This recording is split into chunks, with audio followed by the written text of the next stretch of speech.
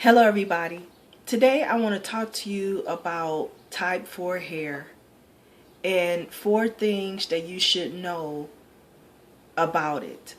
Now this video is for people who are either considering going natural, or people who are in the beginning stages of it, or people who've been natural for a long time but they really are having a difficult time getting a grasp of their type 4 hair and how to manage it, how to wear it, and frankly how to embrace it. And I'm talking to you today because I have type 4 hair. I know some of you may look and say, oh, that's not a type 4. It is. If you would look at my big chop video that I did on my hair journey, I show where I chopped my hair off from it being pretty long to about 1 inch. And it's clearly for a type 4. So let's get started.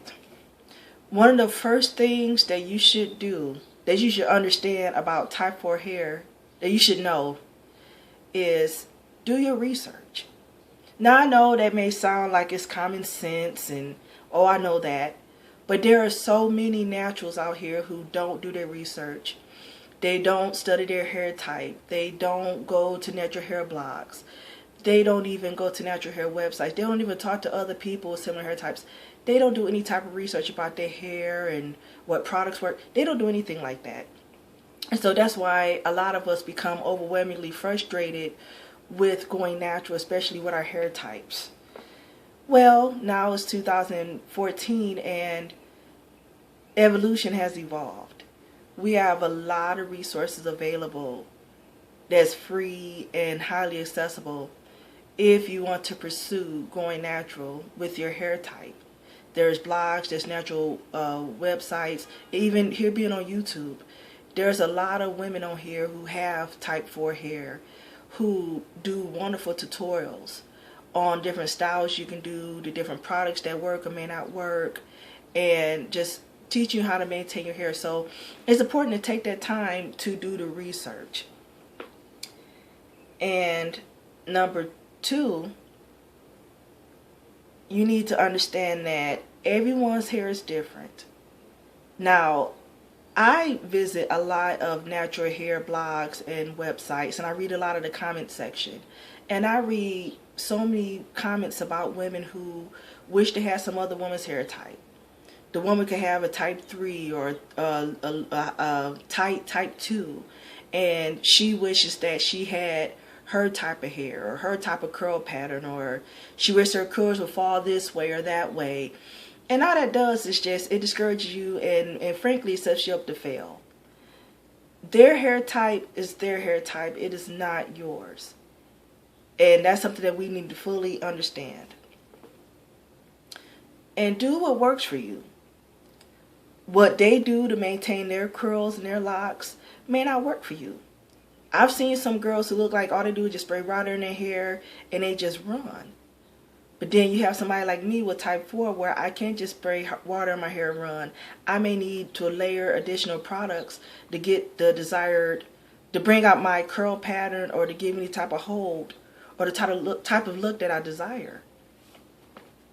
But that's something we need to understand, is that everybody's hair is different. It doesn't mean that your hair is bad, but just understand that what works for them may not work for you. That's their hair type, and they doing what works for them, and they're just showing you what they have. And thirdly, expect feedback. I know some of you probably have already gotten that. If you haven't gotten it already, I know I've received feedback. And I won't say I received a lot of bad feedback, but I did receive a lot of questions. Why did you go natural? What made you do that? What made you cut your hair? It was so long. Why did you do that? What was you thinking? I received stuff like that, and you may likely receive the same thing, and some of you may receive very harsh feedback. I was speaking to a young lady the other day, and she was saying that her family was condemning her, saying that her hair is nappy and she looked like CD from Color Purple, and she was very unattractive and she had BDBs, just on and on, just condemning her hair. because it is a type 4, actually the 4C, which is the most coarsest type of hair that you can have. And they were condemning her for that, and it really diminished her morale and her motivation. But just understand that you're going to get feedback. And what you need to understand too is that that's going to be a given. What's important is what you think about your hair, not what somebody else thinks, because you're going to get feedback. Whether you grow your hair real long, whether you cut it short, whether you have it natural, whether you do whatever you do, you're going to get feedback. So what I tell people is that your opinion of your hair should trump anybody else's opinion about your hair, because this is your journey. This is about you. So if other people don't like your hair and they got something to say, that's their issue and not yours. Okay? And then finally, this is my favorite part that I like to tell people, and it's that your hair will grow. Yeah, you heard me correctly. Your hair will grow. I know there's been this notion that's been going on for, seem like centuries, that black women hair don't grow. That we can't grow hair and we're doomed to have hair that's only shoulder length or less, and that's about it. And I'm here to say that that's not true. And like I was saying earlier, about a year and a half ago, I had cut my hair to about 1 inch short. No type of stretching, it was just 1 inch of just my hair. And now here it is a year and a half later, and when I stretch my hair, it goes to my past my shoulders when I stretch. And when people see it, they're really surprised.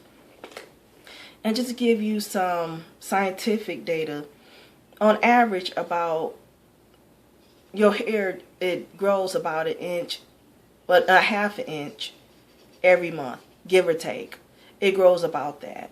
So in a year, that can equal up to 6 inches, which, you know, that may not sound like a lot, but that's the average growth rate, whether you're white, black, whether you have a type 1, type 2, type 3, that's what it is. And the reason why it doesn't look like our hair really grows because our hair has something called shrinkage, where it gets coily, it gets curly, and you don't really see the full length. And even like with my hair, I'm just scooting up close so you can see, it looks short, but this is shrinkage. When I go to stretch my hair out, it's pretty long, and I'm actually going to demonstrate that for you right now. See how long that is?